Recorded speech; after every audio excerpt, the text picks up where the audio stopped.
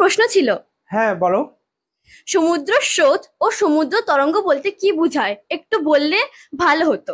বাহ, খুব সুন্দর একটি প্রশ্ন করেছো।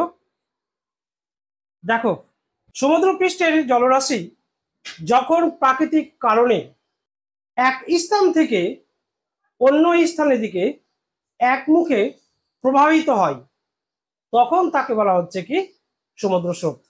সমুদ্রের জলপৃষ্ঠ, এই জলরাশিগুলো যখন প্রাকৃতিক কারণে একটি স্থান থেকে অন্য একটি স্থানের দিকে একমুখে প্রবাহিত হয়, তখন তাকে বলা হচ্ছে সমুদ্র স্রোত। এবার দেখো সমুদ্র তরঙ্গটা কি।